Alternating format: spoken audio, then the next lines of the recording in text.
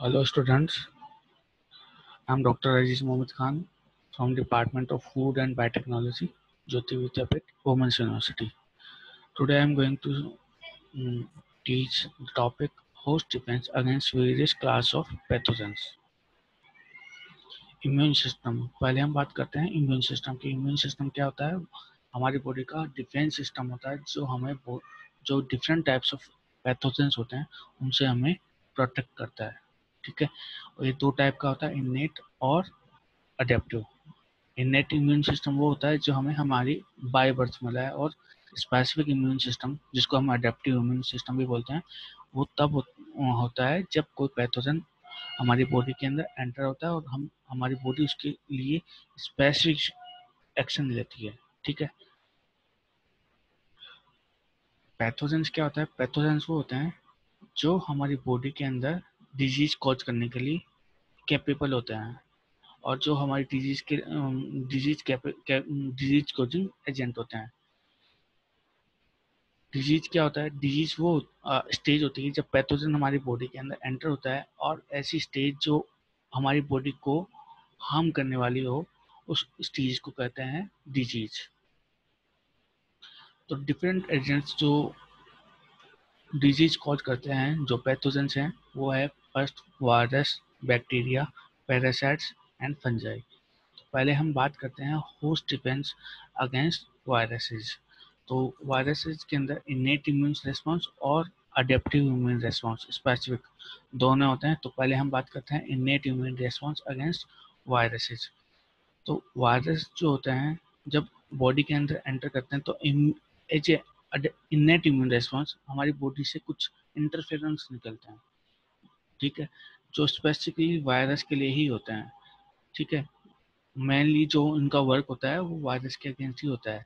जैसे interferon alpha है वो ल्यूकोसाइट से निकलता है, इंटरफेरॉन बीटा है जो फाइब्रोब्लास्ट से निकलता है, इंटरफेरॉन गामा है वो नेचुरल किलर सेल से निकलता है। अगर इनसे वायरस का डिफेंस नहीं हो पाता है तो नेचुरल किलर सेल्स क्या करती है, उनके पास में वो साइटोकाइंस रिलीज करते हैं। वो साइटोकाइंस के पास में लाइटिक एक्टिविटी होती है, और वो जाके बैक्टीरियल की जो जेनेटिक मटेरियल है उसको ब्रेक कर देते हैं, और उससे जो वायरस होता है वो किल हो जाता है। उसके बाद में हम बात करते हैं specific immune response against viruses. तो स्पेसिफिक इम्यून रेस्पॉन्स में सेल्यूलर होता है और ह्यूमोरल होता है। ह्यूमोरल में एंटीबॉडीज बनती हैं, और सेल मेडिएटेड इम्यून रेस्पॉन्स में साइटोटॉक्सिक सेल्स और T helper cells role play करती है डिफेंस मैकेनिज्म में। तो पहले हम बात करते हैं humoral immune response against viruses. Humoral immune response में जो जब बॉडी के अंदर वायरस एंटर करता है तो उसके अगेंस्ट स्पेसिफिक एंटीबॉडीज बनते हैं जो उन्हीं वायरस जो वायरस एंटर हुआ है उसी के साथ में बाइंड होता है। तो जब वो एंटीबॉडीज बन जाते हैं हमारी बॉडी के अंदर तो वो क्या क्या काम करते हैं कि एक तो पहले हैं वो ऑक्सीजनाइजेशन करते हैं। जैसे इस डायग्राम में दिख रहा है, यहाँ पे वायरस के चारों ओर कुछ अटैचमेंट हो रखा है, और उसमें सबसे पहले वो जो एंटीबॉडीज होते हैं वो वायरस के चारों ओर एंटर कवरिंग कर लेते हैं, और कवरिंग करने के बाद में उसको फैगोसाइटोसिस करवा देते हैं। इसको कहते हैं ऑप्सोनाइजेशन। दूसरा है कि न्यूट्रलाइजेशन भी करते हैं, जो एंटीबॉडीज होते हैं वो न्यूट्रलाइजेशन भी करते हैं। तो इस तरीके से ह्यूमरल इम्यून रेस्पॉन्स होता है। और सेल मेडिएटेड इम्यून रेस्पॉन्स कैसे होता है कि साइटोटॉक्सिक टी सेल्स होती है जो जिनके पास में एक रिसेप्टर होता है, CD8 रिसेप्टर। तो जो सेल्स इन्फेक्ट हो जाती है तो वो साइटोटॉक्सिक सेल्स क्या करती है, मेजर हिस्टोकम्पेटिबिलिटी कॉम्प्लेक्स के उनको बताता है कि यहाँ पे एक पैथोजन आ गया है और ये सेल इन्फेक्ट हो गई। तो मेजर हिस्टोकम्पेटिबिलिटी कॉम्प्लेक्स नंबर 1 के साथ में CD8 सेल्स बाइंड होती है, और जो सेल इन्फेक्ट हो जाती है उस सेल के अगेंस्ट स्पेसिफिक साइटोकाइंस रिलीज करती है, जिससे वो साइटोकाइंस उन सेल्स के अंदर एंटर होते हैं और जो वायरस है उसको किलिंग कर देते हैं लाइटिक एक्टिविटीज के थ्रू। उसकी जो DNA या RNA जो भी है उसको छोटे छोटे पेप्टाइड्स में कन्वर्ट करके उसको किलिंग कर देते हैं। इस तरीके से ये सेल है जो इन्फेक्ट हुई है और ये CD8 सेल है। तो यहाँ पे मेजर हिस्टोकम्पैटिबिलिटी कॉम्प्लेक्स के तो इनके बीच में कनेक्शन हुआ है। कनेक्शन होने के बाद में जो भी कम्युनिकेशन हुआ है, कम्युनिकेशन होने के बाद में ये साइटोकाइंस रिलीज करते हैं। जो साइटोकाइंस इनको जो वायरल mRNA है, ठीक है, या वायरल DNA है, उनको छोटे छोटे पेप्टाइड्स में कन्वर्ट कर देता है और पेप्टाइड्स में कन्वर्ट करने के बाद में साइटोटॉक्सिक इफेक्ट होता है, जिसमें इनको छोटे छोटे पेप्टाइड्स में कन्वर्ट करके जो वायरस होता है उसको किलिंग हो जाती है, या फिर कुछ और ज़्यादा फेगोसाइटिक एक्टिविटी होती है और उनको किलिंग कर देते हैं। यहाँ पे ये रिसेप्टर है, स्पेसिफिक रिसेप्टर, ये सेल है जो इन्फेक्ट हुई है और ये इसके पास में मेजर हिस्टोकम्पैटिबिलिटी कॉम्प्लेक्स होता है। ये CD8 रिसेप्टर होता है जो पर्टिकुलरली इसी से जाके बाइंड होता है और उसके बाद में दोनों बीच में कम्युनिकेशन होता है, सेल कम्युनिकेशन होता है। सेल कम्युनिकेशन होने के बाद में कुछ साइटोकाइंस रिलीज होते हैं और वायरस के अगेंस्ट एक्शन होता है। अब बात करते हैं इम्यून रेस्पॉन्स अगेंस्ट बैक्टीरिया। तो दो टाइप के बैक्टीरिया होते हैं, पहले होते हैं एक्स्ट्रा सेलुलर और दूसरे इंटरसेलुलर। एक्स्ट्रा सेलुलर बैक्टीरिया वो होते हैं जो सेल की सरफेस के बाहर, जो भी सेल होती है उनकी बाहर अपना रेप्लिकेशन करते हैं और एलर्जिक रिएक्शन करते हैं, इन्फ्लामेशन क्रिएट करते हैं, ठीक है। इंट्रासेलुलर बैक्टीरिया वो होते हैं जो आफ्टर फेगोसाइटोसिस अपना पैथोजेनिक नेचर दिखाते हैं, ठीक है। किसी भी सेल के अंदर अपना पैथोजेनिक नेचर वो कब दिखाते हैं, जब वो किसी सेल के अंदर एंटर हो जाते हैं, एंगल्फमेंट हो जाता है उनका, उसके बाद में वो सेल को हार्म को पहुंचाते हैं, उनको इंट्रासेलुलर बैक्टीरिया कहते हैं। अब बात करते हैं इनेट activity against extra cellular bacteria जो सेल के बाहर है। तो सबसे पहले जब ये सेल के बाहर होते हैं तो फेगोसाइटिक सेल्स जो होती है, जैसे मैक्रोफेजेज होगी, न्यूट्रोफेज होगी, तो वो सेल्स क्या करती हैं, उन बैक्टीरिया को एंगल्फ करती है। एंगल्फ करने के बाद में और उनको कॉम्प्लीमेंट सिस्टम की तरफ मूव करवा देती है, जिसमें एंटीबॉडी का रोल नहीं होता है, ठीक है। इसमें कॉम्प्लीमेंट सिस्टम की तरफ मूव करवाते हैं, जिसके बाद में कॉम्प्लीमेंट सिस्टम में क्या करता है, उन जो बैक्टीरिया की सेल होती है उसमें छोटे छोटे पोर्स कर देता है। पोर्स करने के बाद में जो सेल होती है, बैक्टीरिया की सेल वॉल होती है, वो ब्रेक हो जाती है और जो बैक्टीरिया के जो पार्टिकल्स होते हैं वो रिलीज हो जाते हैं और उनको बॉडी से बाहर कर दिया जाता है। अब बात करते हैं स्पेसिफिक इम्यूनिटी अगेंस्ट एक्स्ट्रासेलुलर।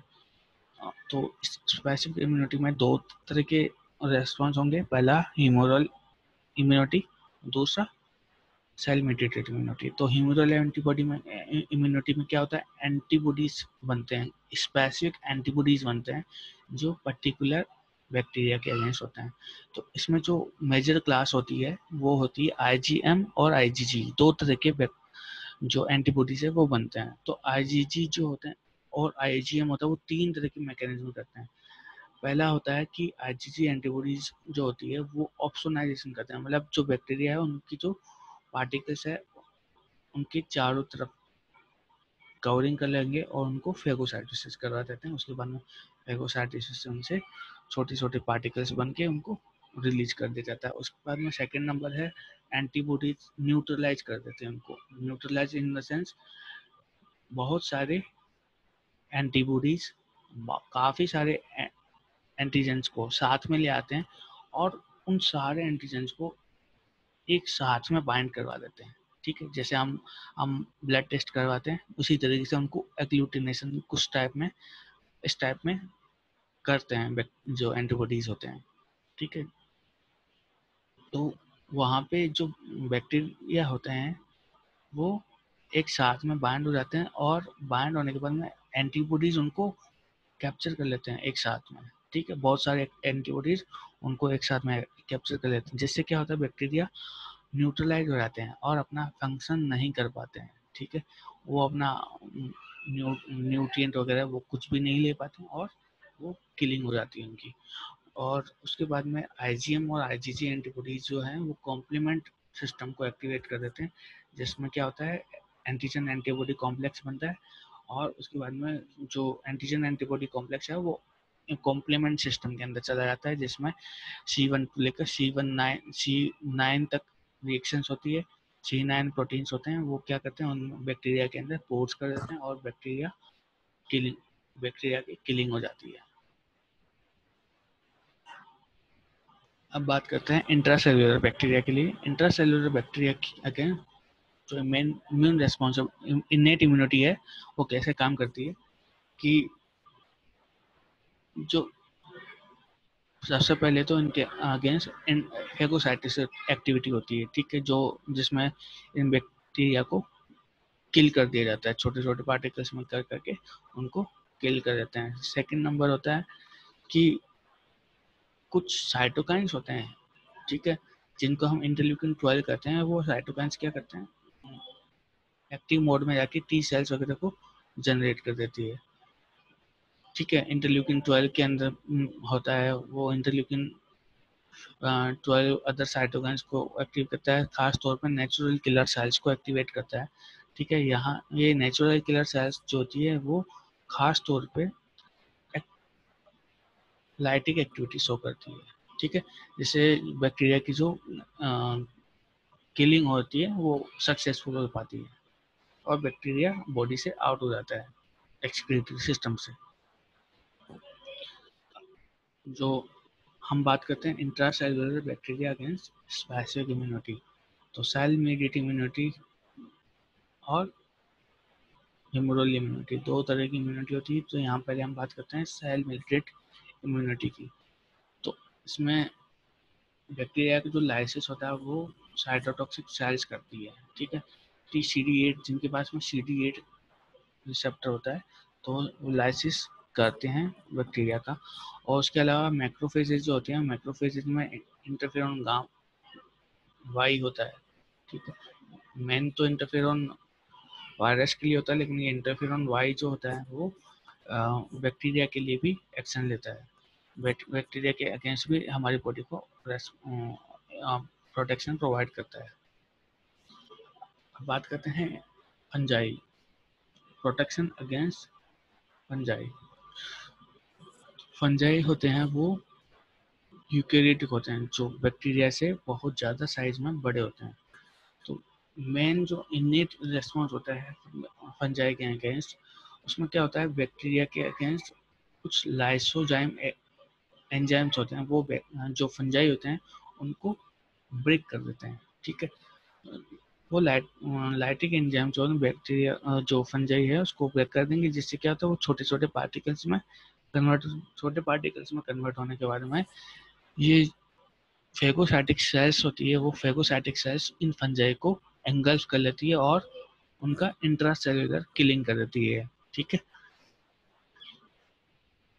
फिर बात करते हैं स्पेसिफिक इम्यूनिटी अगेंस्ट फंजाई।